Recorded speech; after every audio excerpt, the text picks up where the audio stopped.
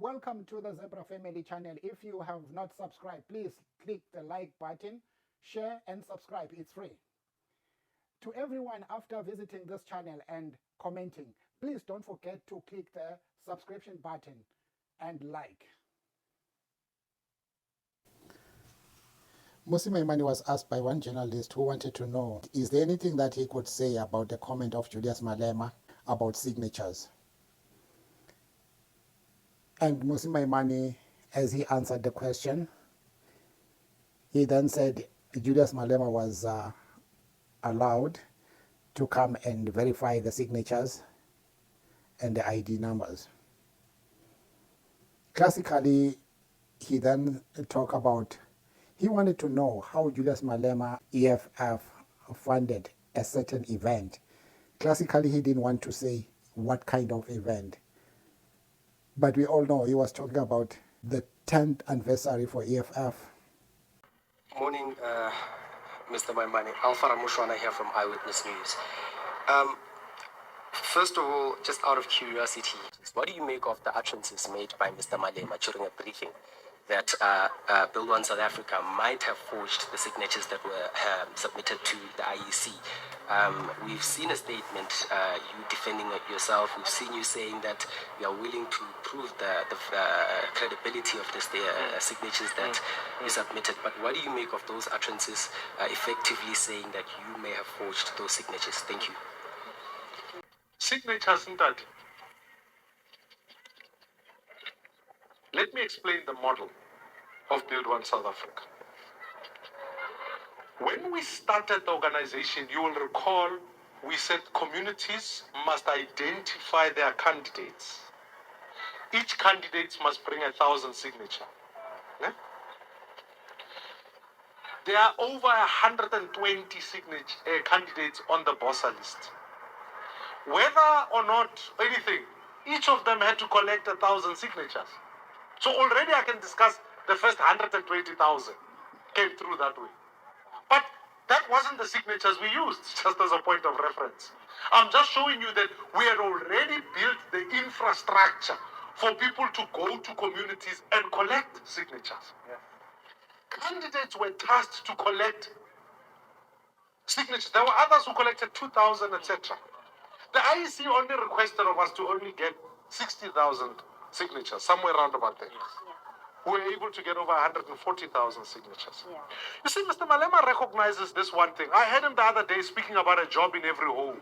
I said the best flattery is when people imitate your own campaign.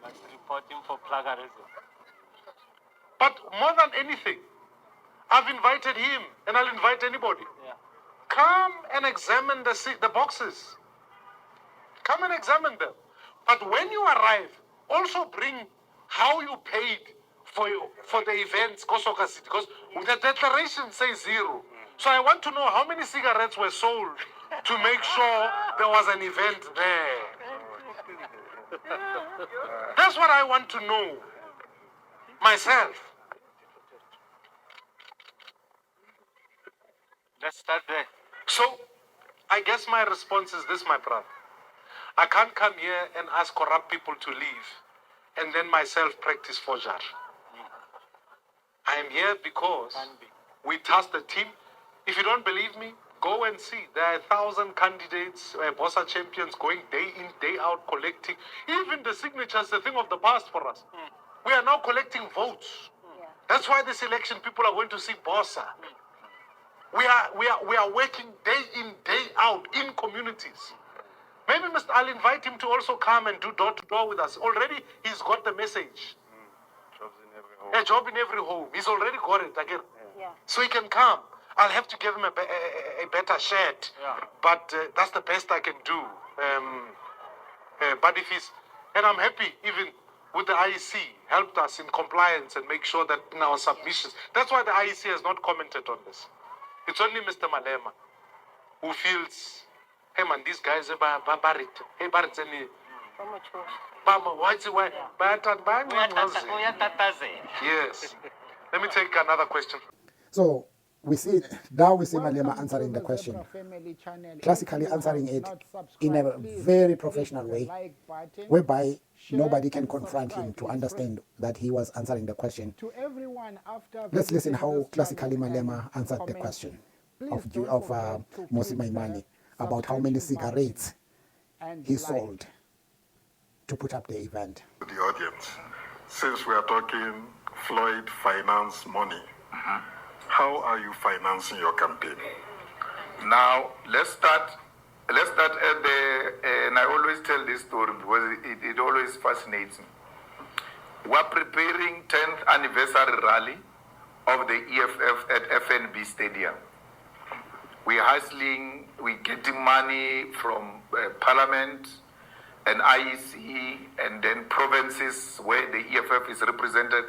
That's our money, where it comes from. Then we have party levy, and we collect no less than 2 million per month from our own party levy.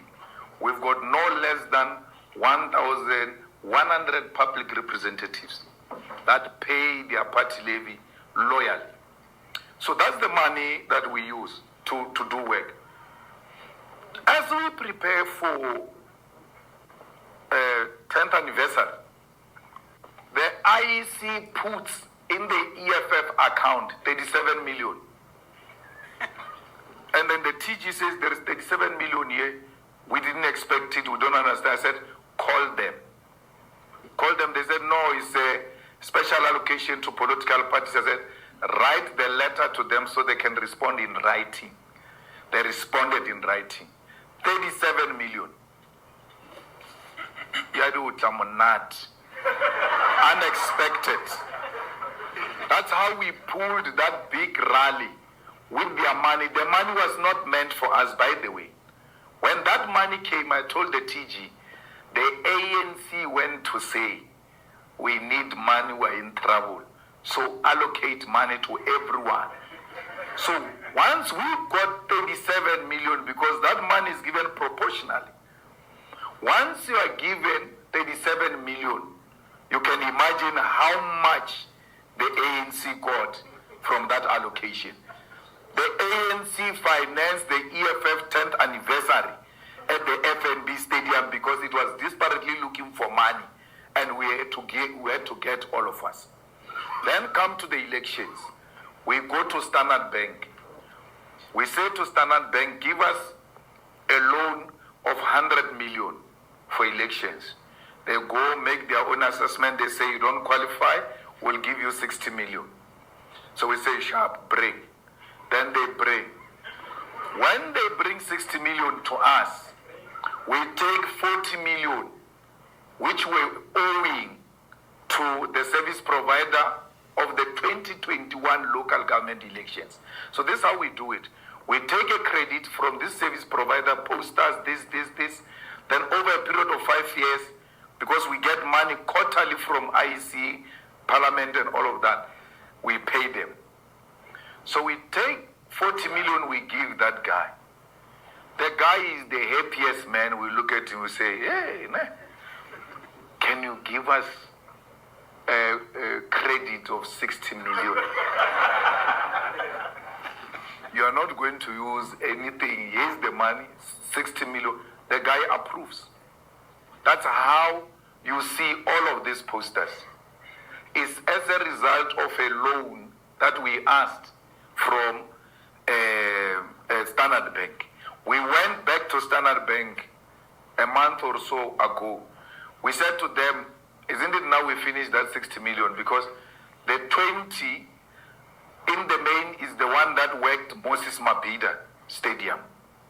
So Mabhida and this current campaign is that man. We go back to the bank and say, no man, you made miscalculations. You can't say we don't qualify for 100 million. Let's start afresh, because you can't fight with them and say you're refusing 60. You take 60 and you put it aside and say, man, let's understand each other. What are you saying? Then they say, okay, we hear you submit 1, 2, 3, 4. That's what we're busy with now. That's what we're busy with now. So how do you pay the bank? We've got an arrangement with the bank that the IEC money, once it clocks into the EFF IEC account, the bank takes it away. We don't see it. We service the debt of the bank. We're the only political party that has got a building owned to its name in the whole of South Africa in less than 10 years. Thank you. In my analysis now, I just want to analyze the way Julius Malema answered the question of Mmusi Maimani as to how many cigarettes he sold, because it was not a cheap event, but Julius Malema classically answered it in a different way. And, you know, it's hard to understand Julius Malema at times. Let's comment and give our opinion on how way he answered the question of Mmusi Maimani. Don't forget to subscribe, like, and share. Comments with respect. Bravo, bravo.